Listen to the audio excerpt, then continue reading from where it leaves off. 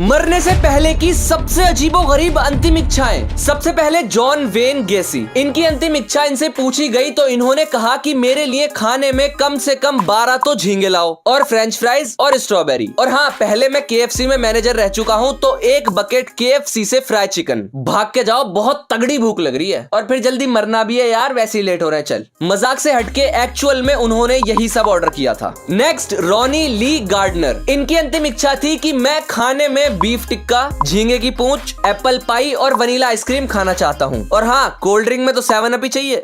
लेकिन इनकी एक और अजीब रिक्वेस्ट थी जिसे सुनकर जजेस भी उछल गए। रॉनी ने कहा कि मैं Lord of the rings movie के तीनों पार्ट देखते हुए ये खाना खाना चाहता हूँ। फिर क्या था, अंतिम इच्छा थी तो जजेस भी एग्री हो गए और फिर 11 घंटे तक मस्त मूवी देखते हुए इन्होंने अपना आखिरी खाना खाया। बाकी मेरी तो अंतिम इच्छा यही होती कि मुझे जिंदा छोड़ दिया जाए। कितने शानदार विचार रखते हैं।